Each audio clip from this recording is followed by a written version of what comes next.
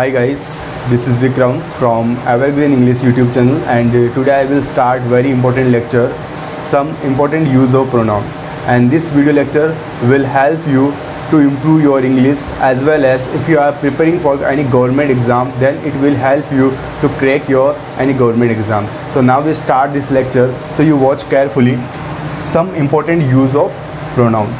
So rule number first क्या है कि लेट के बाद ऑब्जेक्टिव केस के प्रोनाउन का प्रयोग होता है कि लेट के तुरंत बाद अगर आपको किसी प्रोनाउन का यूज़ करना है तो वहाँ पर आपको क्या याद रखना है कि वहाँ पर हमेशा आपको ऑब्जेक्टिव केस के प्रोनाउन का यूज़ करना है, सब्जेक्टिव केस के प्रोनाउन का यूज़ नहीं करना है। तो देखें यहाँ पर एग्जाम्पल के थ्रू कि लेट हिम गो, तो यहाँ देखें सेंटेंस में लेट हिम गो, तो ये हिम यहाँ पर क्या है, ये यहाँ पर है ऑब्जेक्टिव केस ऑफ प्रोनाउन। तो सेंटेंस क्या आपका राइट है। नेक्स्ट सेंटेंस देखें लेट ही गो, तो यहाँ पर आपने कौन सा केस यूज़ कर दिया, नॉमिनेटिव केस या फिर सब्जेक्टिव केस, तो सेंटेंस क्या हो गया आपका रॉन्ग हो गया। नेक्स्ट देखें यहाँ पर लेट यू एंड मी गो, तो लेट यू, अब यू है ये भी आपका ऑब्जेक्टिव केस है और कंजंक्शन के बाद आपने जो लिखा है वो भी क्या आपका इसके बाद ये भी आपका ऑब्जेक्टिव केस है, तो सेंटेंस क्या आपका राइट है। देखिए नेक्स्ट सेंटेंस देखिए लेट यू एंड आई, तो यहाँ पर आपने आई लिखा और ये यू को भी यहाँ पर किस केस में रखा हुआ है, सब्जेक्टिव केस में, तभी तो यहाँ पर एंड के बाद आई को भी सब्जेक्टिव केस में रखा है, तो सेंटेंस क्या हो गया आपका रॉन्ग हो गया। और लेट एक ट्रांजिटिव वर्ब है, आपको ये पता होना चाहिए कि लेट क्या है, लेट एक ट्रांजिटिव वर्ब है।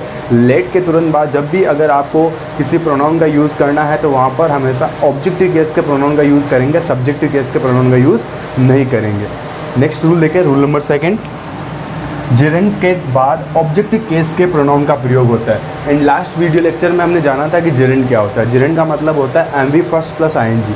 यदि M V first plus I N G as a subject या फिर एज ए ऑब्जेक्ट सेंटेंस में आए तो वहाँ पर वो आई एन जी फॉर्म क्या कहलाती है, जेरेंड कहलाती है, और वो सेंटेंस में वर्क करती है जेरेंड नाउन की तरह। और यदि सेंटेंस में वो हेल्पिंग वर्ब के बाद अगर आप आई एन जी फॉर्म का यूज़ करते हैं तब वहाँ पर वो मुख्य क्रिया का काम करते हैं। तो देखें यहाँ पर एग्जाम्पल के through, talking him was not pleasant, क्या लिखा हुआ है कि जेरेंड के बाद आपको कौन से केस का यूज़ करना है, ऑब्जेक्टिव केस के प्रोनाउन का यूज़ करना है। तो देखें यहाँ पर टॉकिंग, अभी टॉकिंग यहाँ पर वर्ब नहीं, talking as a subject use हो रहा है, टॉकिंग यहाँ पर जेरेंड नाउन है, और इसके बाद आपने केस यूज़ किया है, वो कौन सा केस यूज़ किया है, objective case of pronoun use किया। Talking him was not pleasant. Next देखें, विजिटिंग अस इज़ डिलाइटफुल, तो ये जो अस यूज़ किया ये क्या आपका एक ऑब्जेक्टिव केस ऑफ प्रोनाउन है, किसका, वी का।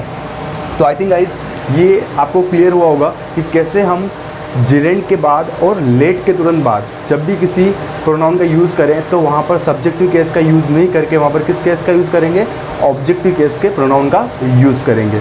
ये इंपॉर्टेंट है, कई बार एग्ज़ाम में पूछे गए हैं। तो गाइज अब स्टार्ट करते हैं rule number third. Rule number third ये कहता है कि जब भी आपके तीनों पर्सन अर्थात फर्स्ट पर्सन, सेकंड पर्सन और थर्ड पर्सन यदि सेंटेंस में आए तो आपको किस सीक्वेंस को फॉलो करना होता है कि पहले आप फर्स्ट पर्सन को लिखेंगे या सेकंड पर्सन को लिखेंगे या थर्ड पर्सन को लिखेंगे।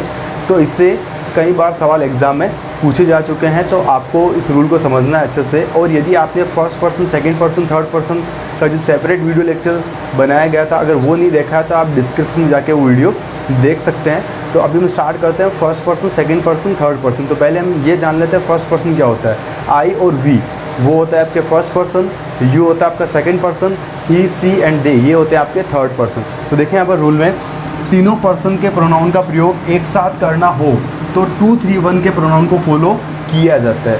फॉलो किया जाता है लेकिन कब, जब सेंटेंस में अच्छी बात हो, यानी खुशी की बात हो, प्रसन्नता की बात हो, तब जाके हम किस केस को फॉलो करेंगे, 2, 3, 1 को फॉलो करेंगे। एग्जाम्पल देखें यहाँ पर, you, he and I go there. अब गो देयर जाने की बात हो रही है वहाँ, तो यहाँ पर सेंटेंस में कोई दुख की बात नहीं हुई है, कोई यहाँ पर दोस्त की बात नहीं हुई है, यहाँ पर खुशी की बात या फिर सेंटेंस में कोई दुख नहीं जाहिर किया जा रहा। तो सेंटेंस क्या आपका यहाँ पर 2, 3, 1 के केस को फॉलो करेगा।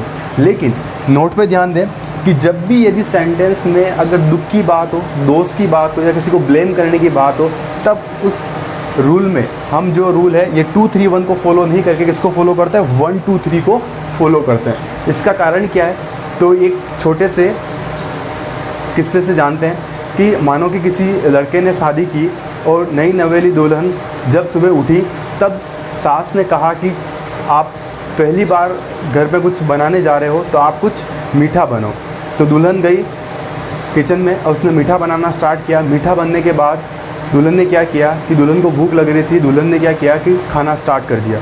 अब जैसे वो खाना स्टार्ट किया, वो खा रही थी, तभी देवर जी आए और देवर जी ने देखा कि दुल्हन ने मीठा बनाया और दूसरों को खिलाने के बजाय खुद पहले खा रही है। तो देवर जी ने बोला ये बात तो बुरी है। तब दुल्हन ने कहा कि अगर आपको भी भूख लगी है तो आप भी खा लीजिए। उसी समय तीसरा बंदा आता है और तीसरा बंदा भी यही बात करता है। तब उसे भी नई नवेली दुल्हन कहती है कि अगर आपको भी भूख लगी तो आप भी खा लीजिए। अर्थात पहले दुल्हन ने खुद खाया, फिर दूसरे को खाने के लिए कहा, फिर तीसरे को खाने के लिए कहा। अर्थात ये बात उस समय क्या नहीं थी, अच्छी नहीं थी। और ये बात अच्छी नहीं थी तो इस रूल को किस में रखा हमने, फर्स्ट, सेकेंड, थर्ड। तो ये रूल देखें कि यहाँ पर जब भी अगर बात हो रही है नेगेटिव सेंटेंस में, तब आपको पहले कौन सा केस रखना है, पहले आपको रखना है प्रोनाउन का फर्स्ट पर्सन, फिर सेकंड पर्सन, फिर थर्ड पर्सन। तो यहाँ देखें sentence I, you and he are criminals. तो क्रिमिनल्स की बात हो रही है यहाँ पर। तो क्रिमिनल्स क्या, सेंटेंस में नेगेटिव थिंकिंग की बात हो रही है, नेगेटिव थिंकिंग की बात हो रही है। तो सेंटेंस में आप किस केस को फॉलो करोगे, फर्स्ट, सेकंड व थर्ड केस को फॉलो करोगे। तो सिंपल है, आपको ये याद रखना है, सेंटेंस को देख के आपको पहचानना होगा कि सेंटेंस में अगर अच्छी बात कही जा रही है तो सेकंड, थर्ड, वन को फॉलो करेंगे। और यदि सेंटेंस में नेगेटिव बात कही जा रही है तो वहाँ पर आप फर्स्ट, सेकंड, थर्ड के रूल को फॉलो करोगे। तो आई थिंक गाइज ये क्लियर हुआ होगा। तो अब देखते हैं रूल नंबर 4। रूल नंबर 4 में ये है कि जब भी प्रोनाउन, अगर आपके सेंटेंस में 2 प्रोनाउन दे रखे हैं तो आपको कौन से प्रोनाउन को पहले फॉलो करना होगा, तो ये जानेंगे हम इस रूल नंबर 4 में। तो देखिए यहाँ पर रूल नंबर 4 कि जब 2 पर्सन्स के प्रोनाउन का प्रयोग एक साथ करना हो तो 2 3 2 1 3 1। तो यहाँ देखिए पहले फर्स्ट पर्सन क्या होता है, आई एंड वी, सेकंड पर्सन क्या होता है, यू, थर्ड पर्सन क्या होता है, ही, सी एंड दे।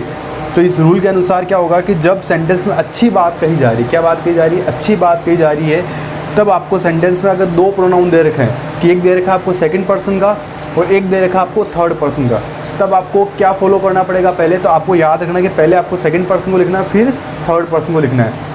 और यदि सेंटेंस में अगर 2 प्रोनाउन दे रखे हैं, यदि एक दे रखा है सेकंड पर्सन का और एक दे रखा है फर्स्ट पर्सन का, तो किसको फॉलो करना पड़ेगा पहले आपको, तो आपको याद रखना है पहले आपको सेकंड पर्सन के प्रोनाउन को पहले लिखना है, उसके बाद आपको फर्स्ट पर्सन के प्रोनाउन को लिखना है। और जब सेंटेंस में अगर आपका थर्ड और फर्स्ट पर्सन दोनों दे रखे हो, तब थर्ड पर्सन को पहले लिखना है, उसके बाद फर्स्ट पर्सन को लिखना है। ये कब, जब सेंटेंस में कोई अच्छी बात कही जा रही है, खुशी की बात हो, प्रसन्नता की बात हो, तब। एग्जाम्पल देखें यहाँ पर, यू एंड आई स्टडी। तो यू यहाँ पर क्या है, सेकंड पर्सन है, और आई यहाँ पर क्या है, फर्स्ट पर्सन है। तो देखें यहाँ पर second person and first person, तो ये रूल फॉलो हो रहा है। यहाँ पर बात हो रही है स्टडी की, तो ये अच्छी बात है, तो सेंटेंस की आपका राइट है। और जब सेंटेंस देखें next, he and you went to school, ये कौन सा पर्सन आपका, थर्ड पर्सन, ये कौन सा पर्सन आपका, सेकंड पर्सन।